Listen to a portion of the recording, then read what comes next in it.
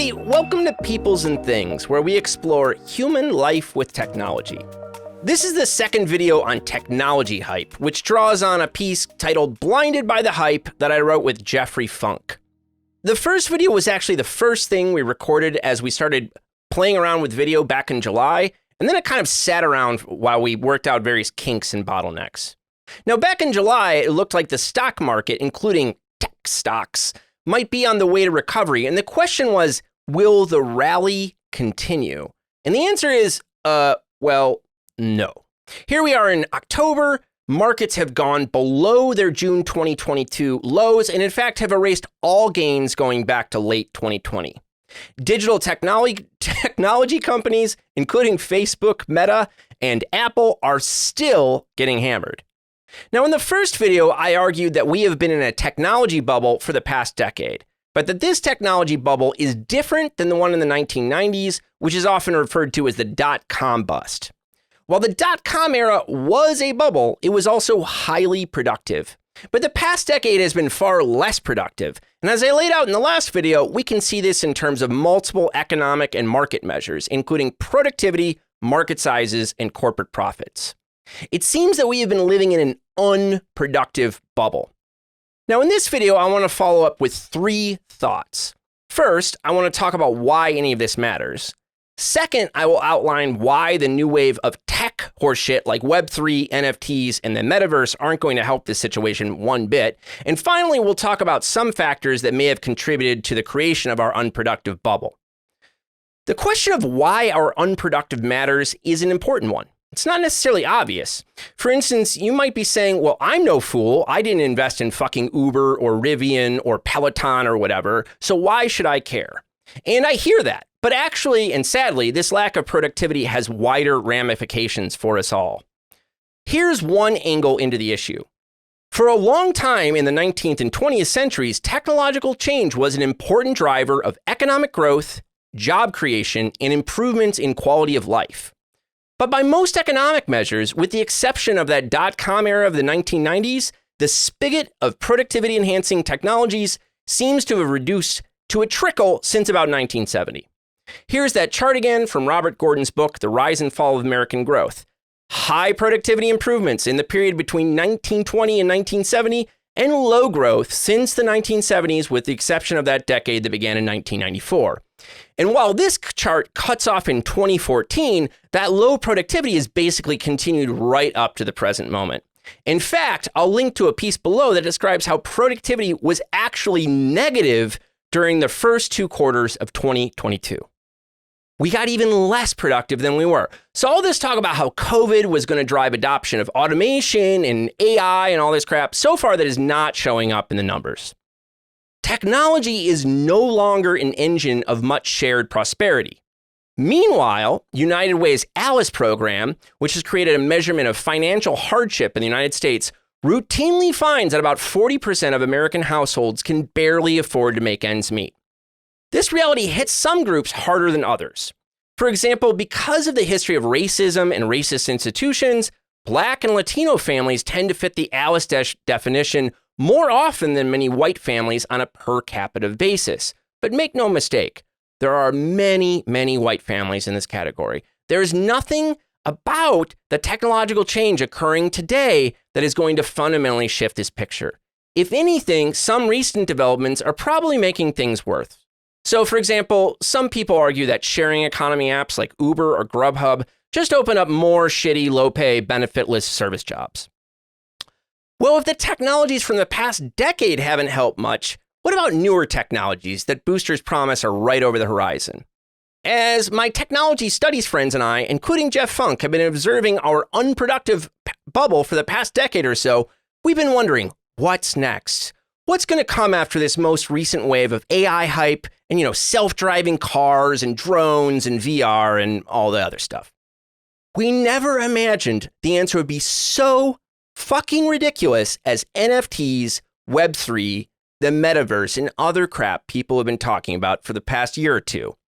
If we keep those ALICE families I mentioned a little while ago in mind, the 40% of American households who can barely afford to make ends meet, it's clear that this new crap wave of hype will help no one, other than the scammers who get rich off them. As Jeff and I wrote in our piece, the poor need better housing, healthcare, education, and transportation, not an NFT of a goofy cartoon monkey. NFTs, Web3, and the metaverse are almost certainly not going to create economic growth or jobs or increase productivity or improve quality of life. For the most part, they are quite literally distractions. So what explains our unproductive bubble? What has led to this deep problem of technological stagnation? The answers to these questions are very complicated and include many factors. They include big issues like deindustrialization and globalization and the rise of overproduction on a global scale and so many other things. But I still think we can talk about some smaller factors that are causing issues when it comes to new innovations. Here are 4 of them. Factor 1. I think it's hard to overestimate how much of the goofy technology bubble we've experienced over the past decade was the result of bad monetary policy on the part of the Federal Reserve and other central banks.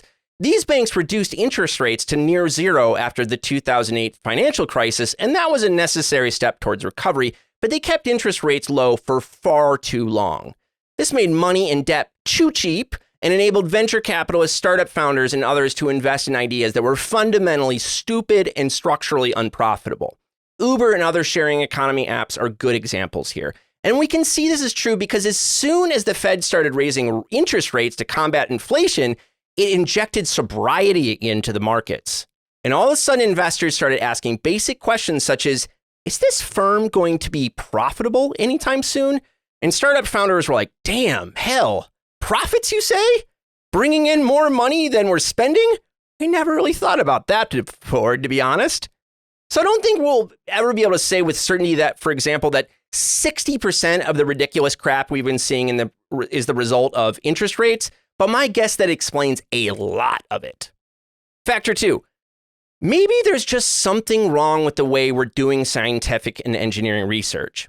Both the most recent bubbles, the dot-com bust and the one from the last decade, have been focused on digital technologies. And sure, smartphones and other important changes have come since 2007 or so, but we're still basically playing out the logic of technologies that were first created in the 1950s and 1960s. So lots of people think there's something fundamentally wrong with our research system and that it needs to be restructured in a variety of ways if we're going to get through some new fundamental breakthroughs out of it. And I'll talk about this in later videos.